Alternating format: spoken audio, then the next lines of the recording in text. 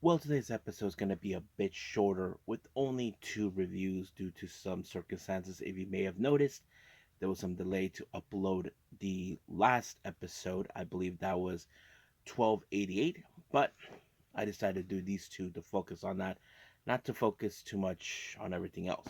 So today we're going to be reviewing the latest ChocoPro show with ChocoPro number 351. As you know, we get closer and closer to their January 10th show. Things got a little complicated at the main event show with ChocoPro, and I'll get to that in a bit. But however, as you know, we still came out of last week from World's End in AEW Collision. We have some interesting matches taking place. The ROH World Tag Team titles are being set in a proving ground match. We have Eddie Kingston defending the AEW Continental Crown Championship and many other things as well. Then we have a little short news updates to tell some events that have been booked and all this other stuff, and of course, some developments as well. So, let's get ready for another episode of the Deleted Wrestle Zone.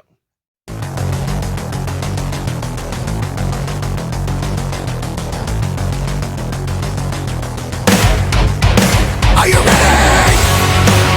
Get up, get up! Get up, get up! Get up, get up! Get up, get up! Get up, get up! Get up, get up!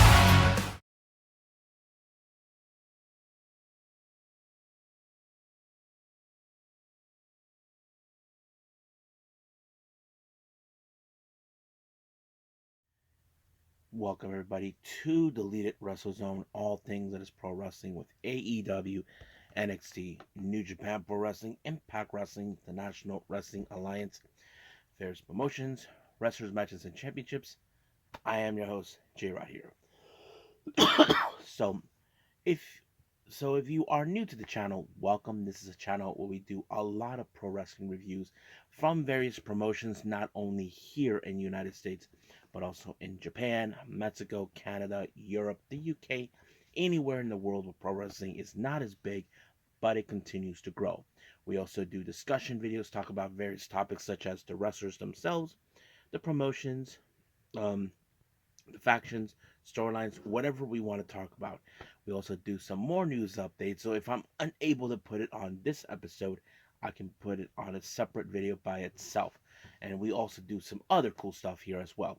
So if you like what you see, please subscribe to us. So click on that subscribe button. You'll be getting a lot of daily reviews from this channel and other cool stuff as well.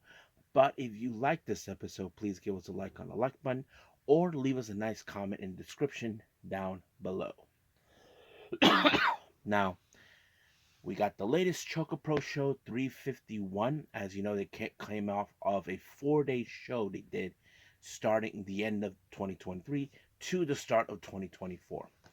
Now, as you know, ChocoPro is part of a flagship event that they normally do from the Gatoh Move brand. It opened up with tag team action. We have Sebastian Dwight teaming up with Taru Yamada to take on Masahiro Takanashi and Antonio Honda. Now, there was a bit of comedic moments in this particular match, especially with Honda. You know how he is. He likes to play a little bit of the mind games to get to throw people off, which is who he is. But however, you wouldn't expect a whole lot because, as you know, recently we have seen Masa and Antonio Honda team up on various occasions, but their teamwork paid off when, of course, Honda pinned Sebastian Dwight. 1, 2, 3 is over, and the rest is history. Now, our next match, we have Tokiko Kiyahara taking on Transam Hiroshi. Now, Transam Hiroshi, he is a funny guy. All he does is sing and pretend that he is a kung fu master or a martial arts master, however you want to put it.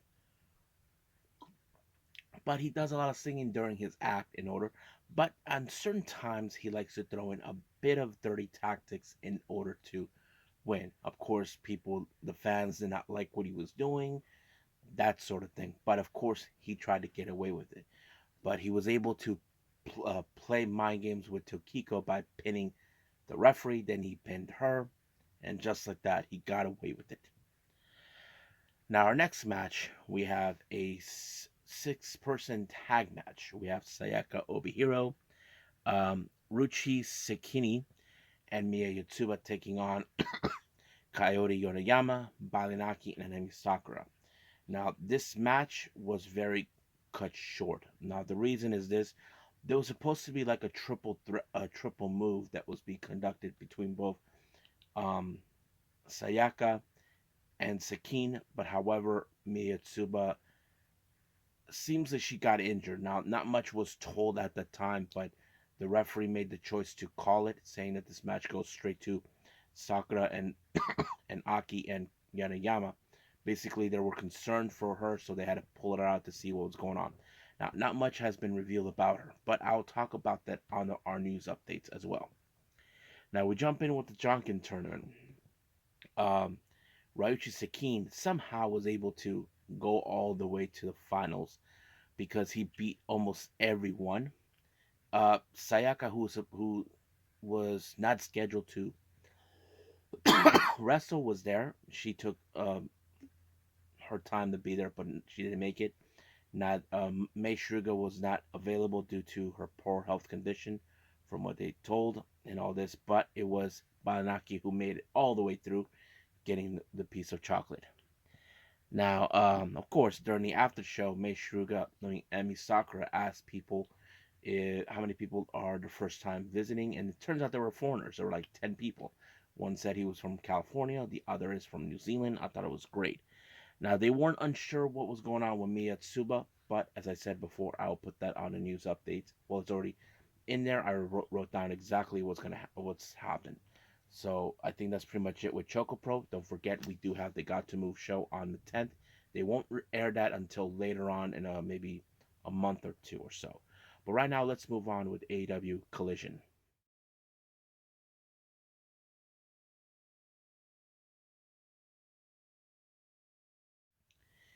Well, AEW Collision, as you know, they're in North Carolina, and some people like to declare this is Flair country or some sorts.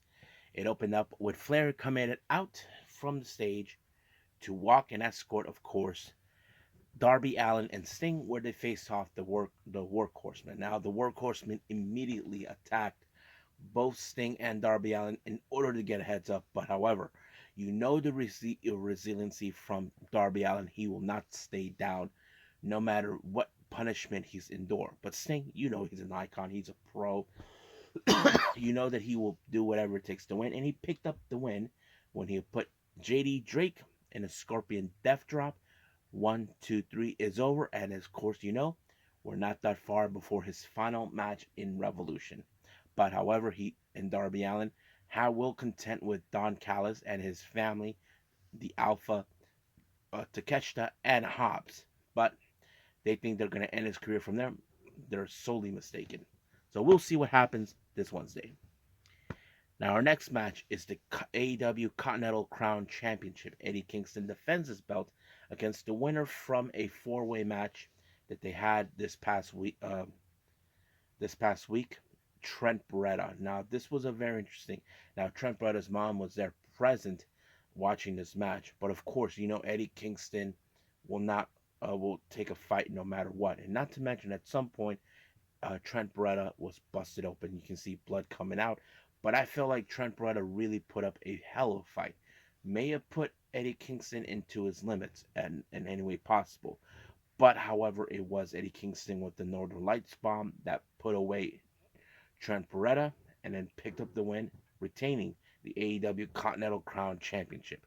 Now, of course, it was already told he will defend it at New Japan Strong at Battle of the Valley. Now, during an interview, Chris Statlander and Will Nangil, they don't know what to make about Stokely Hathaway, about what is going on with them. So basically, right now, they're not going to worry too much at the moment because at the moment they are going to build up momentum as a team and get some wins. And of course, Chris Statlander's Lizard said it otherwise. Now, a very interesting video package came in from Hook. We know Hook is talented. We know he's tough as nails. Even Taz has often know what his son's capability. So he made the most interesting challenge of his career. He issued a challenge against our new AEW World Champion, Samoa Joe. Now, I'm sure Samoa Joe will accept the challenge, but I'm more curious to think what is Samoa Joe thinks now. Why would Hook issue the challenge? So I'm waiting to see that, but we'll see. Now, our next match is a proving ground match for the ROH World Tag Team titles. The Undisputed Kingdom defends their belts. Will be fighting in a 10-minute time limit draw against Brian Keith and Commander. Now, of course, we know how cohesive both Taven and Bennett are. They've always shown exactly what they're made of. But however, it was a very interesting combination of combo between Bennett and Taven that put away Brian Keith and allowing them to ensure no one gets a title shot from them whatsoever. Now, during an interview, Rene Paquette talks to Jay White and the rest of the Bullet Club Gold after what happened this past Wednesday. As you know, the devil has revealed themselves. Even, of course, Jay White is still distraught. They can't believe that he was used as a guinea pig for Adam Cole's personal gain. But however, the Acclaim showed up and all this, but Anthony Bowens became a voice of reason. He was putting out this whole thing kind of like the enemy of my enemy is my friend. He's saying that right now, he made Jay White understand you led a big faction. You typically had members all over the world, you know, and that's pretty much it. Even Daddy, as who we all know pretty well, he knows a thing about factions. He's been in plenty of them over the years.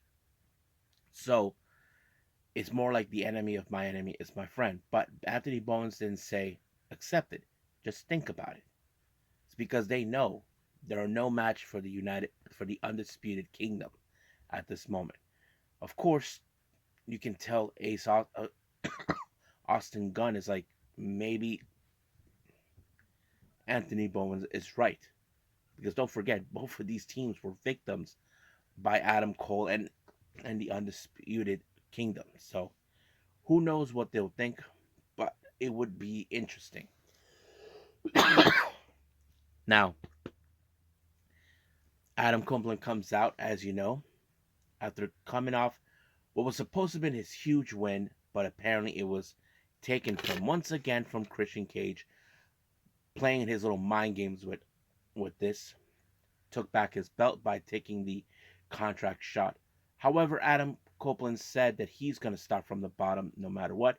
So he issued an open challenge against anybody in the back, and the person who responded to that challenge is Griff Garrison. So Adam Copeland asking him, "Are you sure this is what you want?" But of course, Griff didn't back down. So I say, okay, the guy has cojones. Not gonna lie, but he did it anyway. Of course, Maria Kanellis was gonna get involved no matter what, and so was Cole Carter. But unfortunately, it was Adam Copeland with the crossface onto Griff Garrison to pick up the win. But however, Cole Carter, thinking he has bigger balls, attacked Adam Cole, but he ended up he made a mistake by doing a 450, missing, and then he got his sorry ass speared. Yep, he got speared. Now, our next match, we have Sky Blue versus Kiara James. Now, as you know, Sky Blue has changed her attitude in months after she was missed in the face by Julia. You can tell that this is where now people should be warned by Sky Blue. She put Kiara James in a submission move, allowing her to pick up the win. Now, Claudio Castagnoli goes out and ring the face off against a guy we know in the independents, Andrew Everett.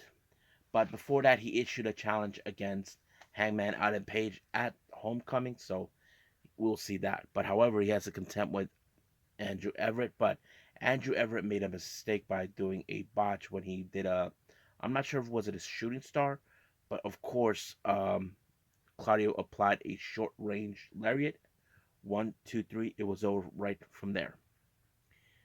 Now, as you know, Ricky Starks and Big Bill, they had the content with Jericho and Sammy Guevara. Now, during an interview with Renee Paquette, Starks talked about Sammy. He's like, yes, all this, you and I know each other for all too well. And of course, he tells him that I may not have won the TNT title back in Daly's place a few years back, but now I'm walking in as a tag team champion. So basically, he will deal with Sammy on Wednesday. However, in Battle of the Belts, this is where Big Bill laid out the challenge. They'll put the AEW World Tag Team titles on the line in a street fight match. So the obvious question is, will Sammy and Jericho accept? If I was Sammy and Jericho, why the hell not? Now our main event is the House of Black, Buddy Matthews and Malachi Black taking on FTR. Now remember, they've been trying to persuade FTR to join their family, saying that of course Dax Hartwood, his wife and daughter don't love him at all, that the real family that loves him the most is the House of Black. But of course, the House of Black were too strong and all that. However, Brody King shows up to ensure this match will go in favor of the House of Black. But someone from Brody's past, the guy who beat him in the last in the finals of the tournament of the Continental Classic, Daniel Garcia showed up. But he showed up giving encouragement to FTR to get up, not to give up now. And of course, his encouragement saved FTR, but it was of course um, Dax Harwood to pick up the win by defeating Buddy Matthews. However, the House of even though FTR were celebrating with Daniel Garcia, they were viciously attacked and brutalized by um, the House of Black. And then Julia did the 10 bell salute saying that rest in peace, FTR. Well, I don't know if you can say that, but this war has gone very, very interesting. So we'll see what happens in the upcoming weeks between House of Black and Daniel Garcia and FTR down the line. So I think that's pretty much it what we have with all of our reviews. Let's go up to some news updates.